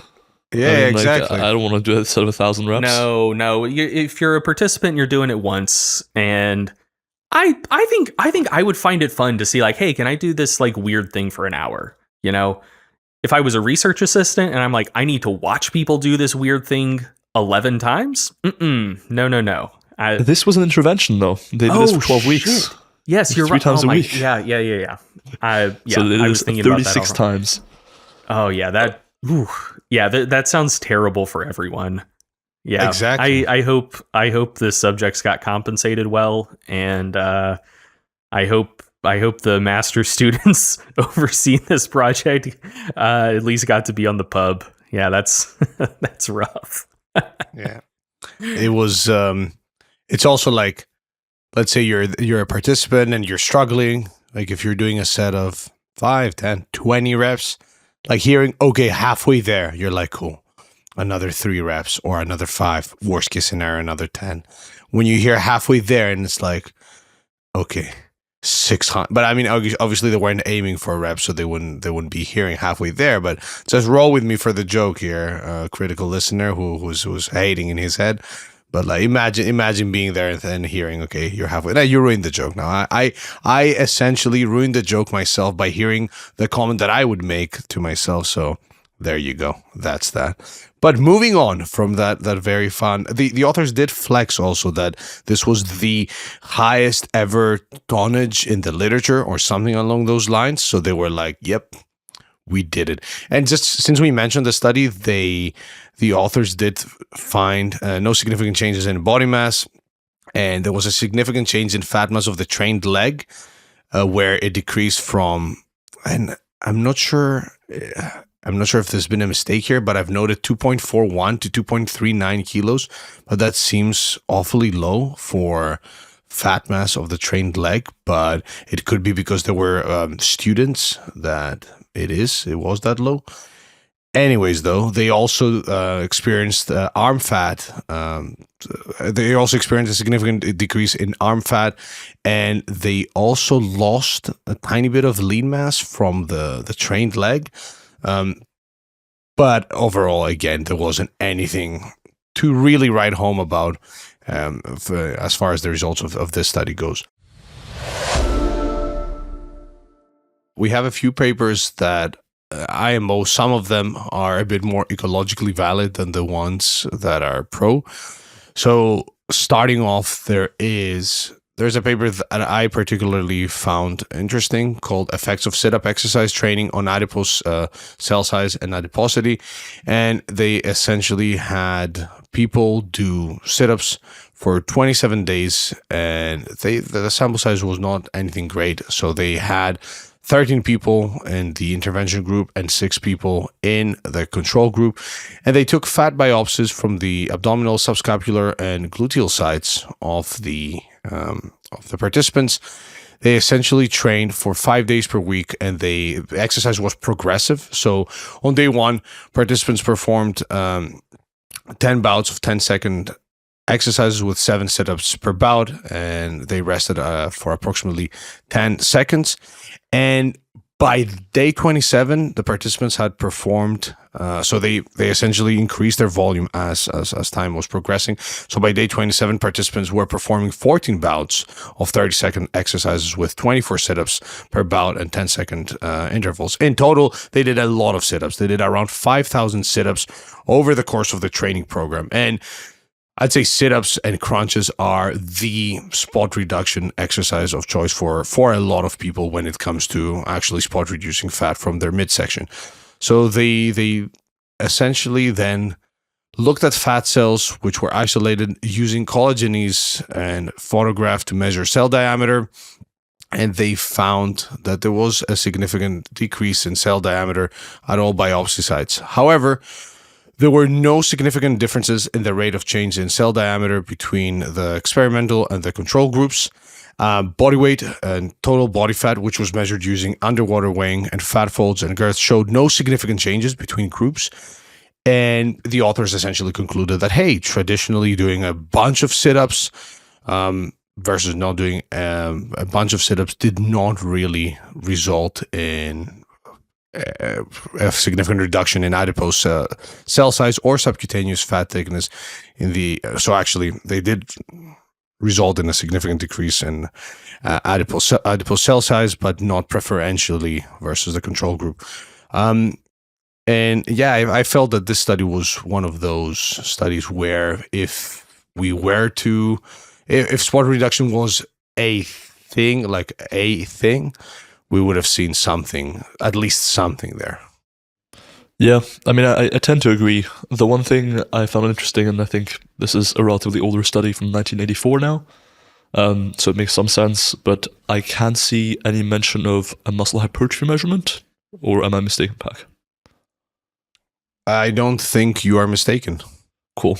I was just curious because they measured body fat, obviously, so I thought maybe they also looked at lean body mass or fat-free mass, what have you. But it's interesting because on the one hand, I would expect the sit-ups to lead to hypertrophy. And so in line with some of the other research, the more recent research talked about by Di Palumbo and colleagues in the other study, maybe if hypertrophy of the abs had occurred, I would have expected to see potentially a reduction in local adiposity. But it seems like in this case, A, that wasn't the case. We didn't see a reduction in local adiposity. But B, we also don't have any data on hypertrophy to draw on. But certainly I think just looking at the design, this seems like a pretty robust study in terms of answering the question of whether or not spot reduction occurs in a pretty ecologically valid context. I think that's like sit-ups, as you mentioned, are one of the main exercises performed to elicit a spot reduction response. So yeah, I think it's definitely relatively compelling evidence against the idea. Yeah, so they did report lean weight, but there were no significant changes pre to post, and even if you look at the actual numbers, it's pretty much the same pre and post. I mean, just looking at that though, I guess that doesn't necessarily tell you much about hypertrophy of the abs, ultimately, if we're just talking about lean mass overall. So yeah, still may not be the most helpful. Yeah, for sure. I just wanted to be correct by the authors and not misrepresent their findings. But yeah, that's why I had there was no note of a hypertrophy measurement. There's another study that, again, I think has a bit more ecological validity than some of the pro studies that we've seen, called The Effect of Abdominal Exercise on Abdominal Fat by Vispute et al. From 2011. And they essentially took 24 sedentary individuals, 14 men and 10 women, which were either assigned to a control group or an abdominal exercise group. They assessed body composition and muscular endurance, abdominal muscular endurance before and after the training intervention. And they essentially had the abdominal group perform 7 ab exercises for 2 sets of 10 each, 5 days per week for 6 weeks. The control group did not receive any sort of intervention, and all participants maintained an isocaloric diet through the entirety of the study. Now, they found no significant effect of the abdominal exercise on a plethora of measures, including body weight, body fat percentage, android fat, abdominal circumference, abdominal skin fold, and suprailiac skin fold measurements. However, and to nobody's surprise, the abdominal group did manage to do more curl up repetitions compared to the control group on the post test. Again, we have a bunch of people doing a bunch of ab training and not really seeing much as far as spot reduction goes, but getting better at doing ab work. So yeah, that's that as far as that study goes. And then we have another study called Anthropometric and Densitometric Responses of Women to Specific and General Exercise, where the authors straight up said, and they straight up said that the study aimed to evaluate the viability of spot reduction hypothesis by looking at the two types of exercise programs over a 10-week period in 56 college women. So they essentially had one group which focused on calisthenic type activities targeting the abdomen, hips, and thighs, and the other group did just various aerobic activities. So both groups trained 3 times per week for 30 minutes with exercise intensity, and now I'm quoting the authors, equated based on exercise pulse rates. And they took a bunch of different measurements. So they took 12 skin fold girth, densitometric, and other variables before and after the intervention. And they found no significant, they found significant pre to post changes, but there was no significant changes for any of the measurements between the groups. Which again, we have people exercising and people doing stuff that would, at least in principle, should show some form of spot reduction, but that wasn't there. So overall, these are like, if we take these studies and then the evidence pro, and I would use pro lightly, pro spot reduction, and we sort of sum it up, we see that, yep, in some cases, it is indeed possible to lose some body fat and gain a bit of muscle on a particular area in untrained individuals if you exercise that area. Now, the practical meaningfulness of those changes is in question. And that's why I keep mentioning that, spot reduction is not advertised as, oh, this is a phenomenon that may be true, and if you're an exercise geek, look into it. It's more a case of, hey, want to lose plenty of body fat from this one particular area, just make sure you train it very, very, very hard or do specific exercises for that area, and you will preferentially lose body fat as long as you're losing body fat from that area and gain more definition in that area. But in reality, what we're seeing here is that if you're an untrained individual and you decide to start training your arms, for example, you may lose some body fat from your arms, gain a bit of muscle, but that's not really you gaining muscle and losing fat from that area indefinitely in the absence of a calorie deficit. So sure, you may see some changes that, again, may not be visually really detectable. We don't know. It's not like any of these studies did that. But yeah, overall things are, if I had to give this a thumbs up or a thumbs down as far as spot reduction being a thing, I would give it a soft thumbs down, so like a neutral thumb pointing downwards. For the listeners, I'm doing a visual representation of this highly scientific method of assessing the literature. Curious to hear what you guys think, though. Yeah. So I think we broadly agree here, Pac.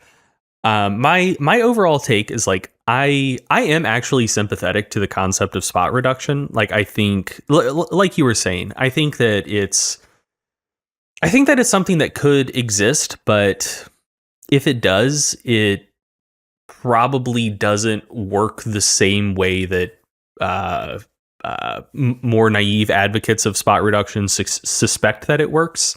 And I think it probably doesn't work in the way that people would like it to work.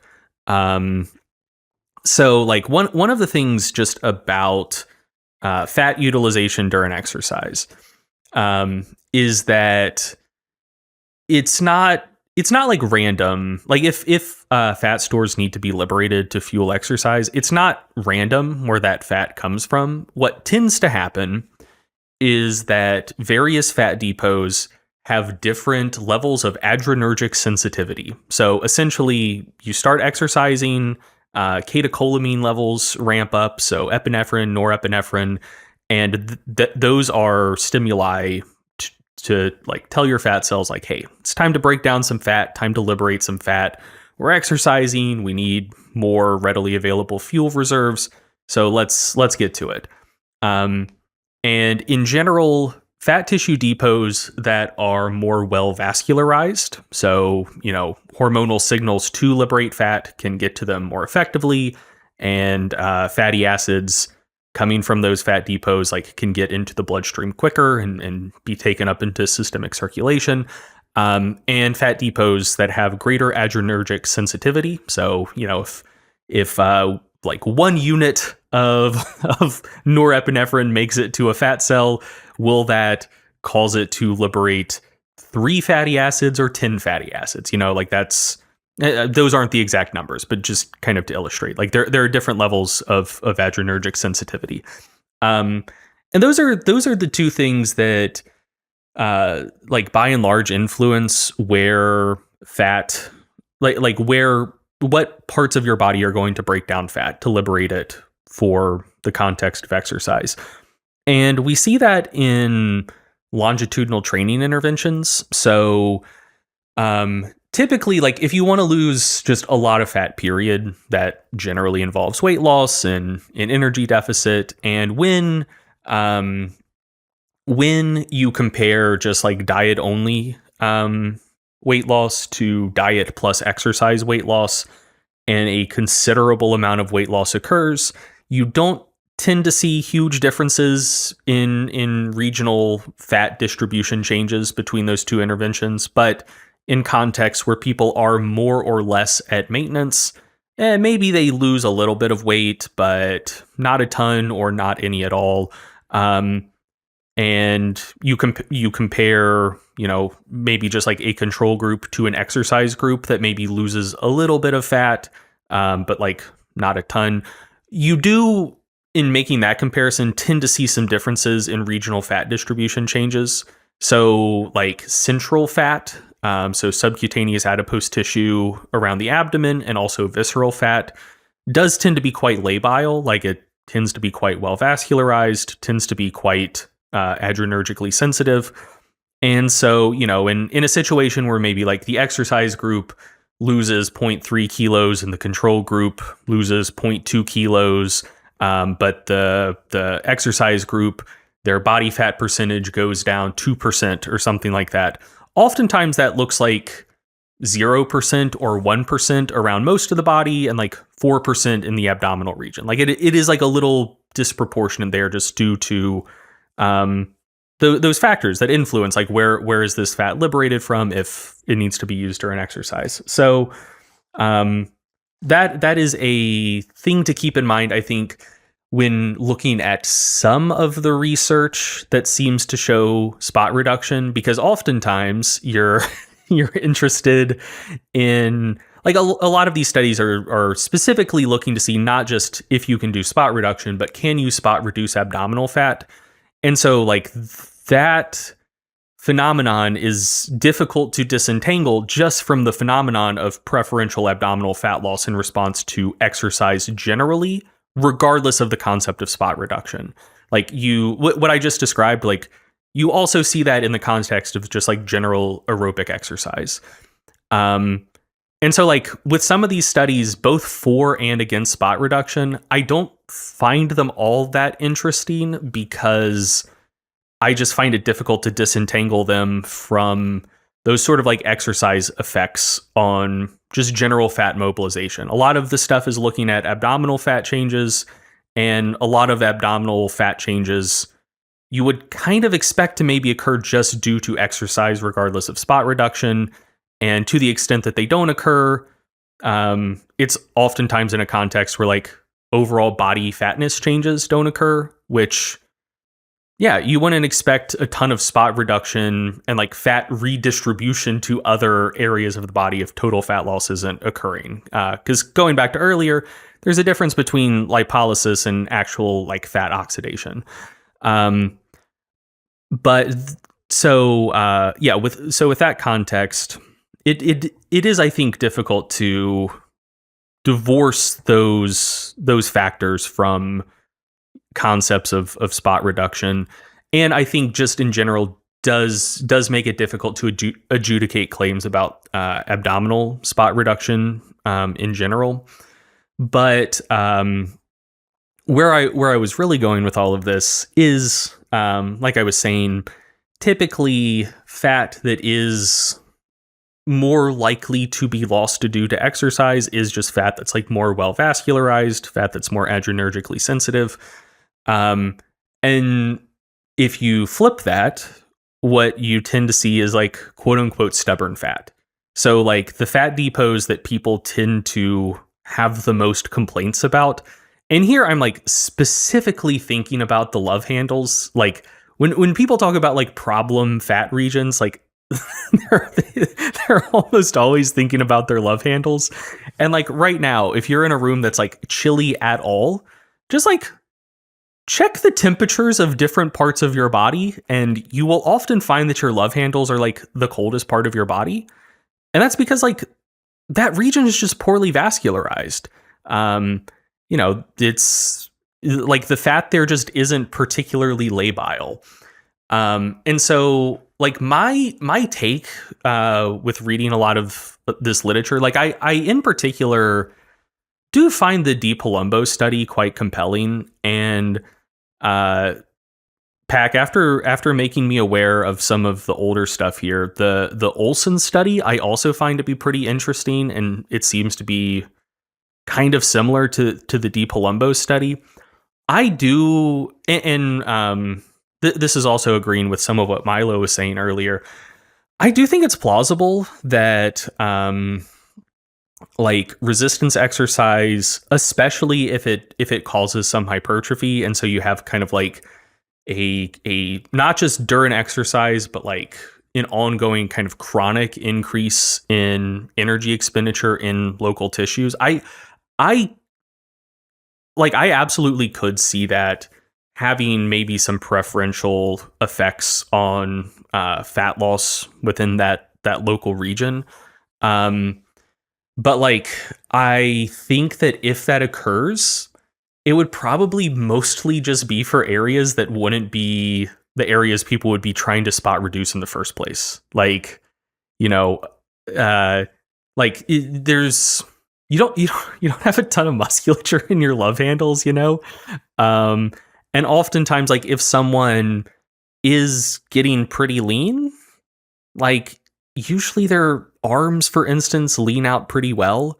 So I don't know, like I do find it plausible that spot reduction is like an actual real phenomenon, that probably the overall effect magnitude, if it exists, would likely be quite small.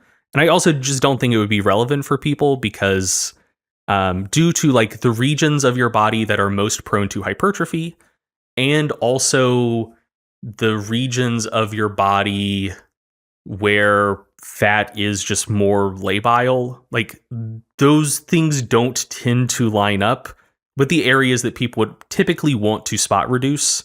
So yeah, like I'm actually pretty open to the idea that it's a real phenomenon that just wouldn't be useful to the types of people and in the types of contexts that people would want it to be useful for. Yeah, exactly. I think that sort of allows us to transition to a general sort of practical or potential practical takeaway, a brief practical takeaway section, to tell the listener, hey, look, if you are, or you're working with, because we obviously have a lot of coaches listening in it, if you have an untrained individual that you're working with, let's say somebody has reached out and said, hey, Milo, I've never lifted before and I would really like to tone my arms. Tone is a word that a lot of people that are not familiar with lifting use, and they just use to say define. Let's say somebody like that reached out and they said, hey, I want to particularly have defined arms. I do not care about exercising the rest of my body. I am totally fine with just having good looking defined arms, and everything else I don't care about. Telling them, hey, do a bunch of resistance training for your arms. Even in the absence of a calorie deficit, at least for some time, I don't think that would be completely off the mark as far as some spot reduction occurring goes. So in that sense, and for that population, I do think that one could make the point for spot reduction and say, if you do want just defined arms and you're that one person that is not going to engage in resistance training for the rest of their body, and you want to just have more defined arms, do some resistance training, and you may actually lose some fat specifically from that area, while obviously gaining some muscle. Other than that, I do think that the practical takeaways still boil down to, hey, engage in progressive resistance training, be in a calorie deficit, somewhere around 500 calories below maintenance as a rough starting point. Eat plenty of protein, 1.6 to 2 grams per kilogram of body weight, and then just be patient enough during your cut to lose body fat from all the areas that you want to lose body fat from, because it may be that it takes a bit more time to lose fat from your love handles or from your lower back or from whatever. I largely agree, and I was going to redeem myself briefly. So, I know I mentioned Preparation H earlier, and I just want to clarify, I am not making things up. Specifically, there is a bodybuilding.com post by Anthony Lee entitled Peak Week, Get Tips for Final Contest Prep, with a whole section on Preparation H, which apparently is extremely effective in removing subcutaneous water when applied to the skin. Simply applied 2 to 3 times a few hours before stepping on stage or in front of a camera. So it is well-known bodybuilding fare that this works, and don't ask me for citations because there are none. But yeah, just wanted to clarify, I am not making things up. That's very cool. Yeah, I had no idea. That's really funny. But yeah, I agree with you, Pac, in terms of takeaways. One of my takeaways, just kind of like on a meta level, is that, I don't know. I wouldn't be surprised if we get some blowback for this episode from people who are like really, really hard on the position that spot reduction is like definitely a myth. And the kind of meta comment I want to make is like, if that occurs, and even if it doesn't occur, just based on kind of the discourse that I tend to see about this, I do find it a little bit frustrating. Like, I think that there is a... I'm trying to think of how to word this in a way that won't come across as like too insulting and derogatory, because like that's not my intention. But I do think that there is, among kind of like quote unquote evidence-based like skeptical folks or whatever, sometimes like a bit of closed-mindedness, I suppose, where the impulse is to try to like quote unquote debunk everything you can, and if something hasn't been adequately like proven or demonstrated, to present that as if it's been disproven and impossible. And I sort of think spot reduction falls into that general realm where, like, I absolutely wouldn't claim that there's strong evidence in favor of it, but I think when you look at some of this research, like there are enough findings that seem to leave the door open for the possibility of it, that it does seem like very premature to say that it's just like completely debunked and impossible. And so, yeah, just the speed at which people close themselves off to possibilities in an area where there's still a lot of like physiology to be worked out, and quite frankly, the evidence isn't like super clear and compelling one way or the other. Like, I do just find that a little bit frustrating. I think I know where it comes from. I think that it's easy, and I think humans have like an innate need for closure. And so if you have too many open questions in your mind, it can make you go a little bit crazy. And so it is, I think, a lot easier to just sort things into buckets of, this is true, it's proven, it works, and this is completely fake news and disproven and completely debunked, and just separate the two. But like, there are a lot of things in the messy middle, and I think spot reduction is one of those things personally. But I would also say that it's one of those things that if it exists to the extent that it does, I do also think that it's probably not something to really bother trying to train for.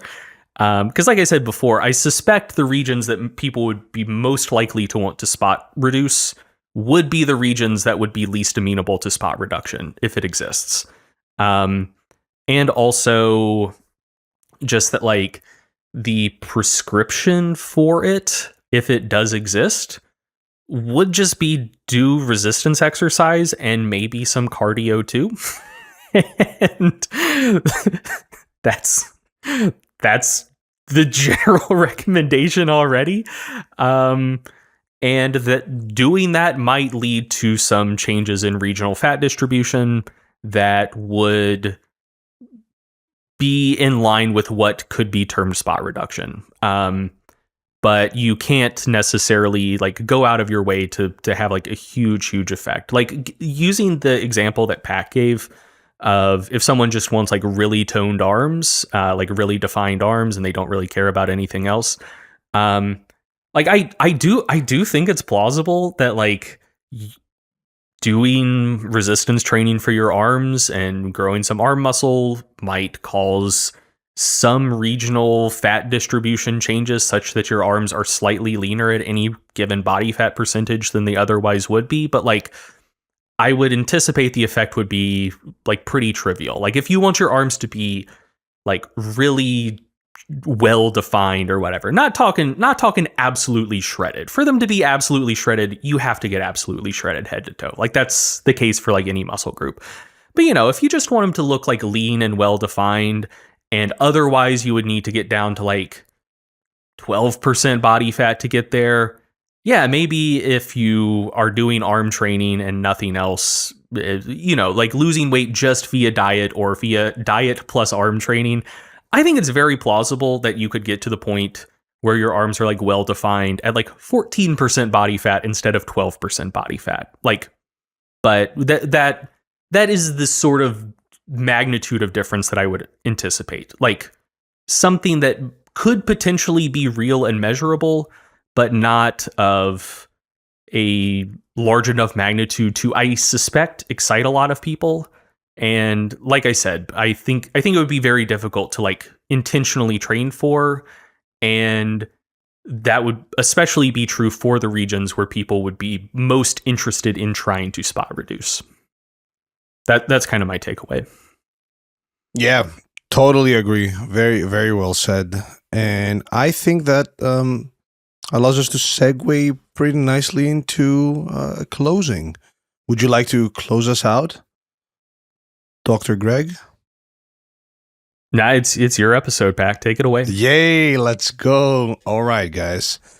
Thank you for listening to the Stronger by Science podcast. Thank you so much for your attention, and thank you so much for welcoming me as a temporary primary host on this rare occurrence. I hope you got a lot of practical takeaways and other stuff. I just started freestyling there, and mid-sentence I was like, what are you saying now? But yeah, thank you so much for listening. We appreciate you. Make sure to leave a 5-star rating on Spotify or Apple or your podcast provider.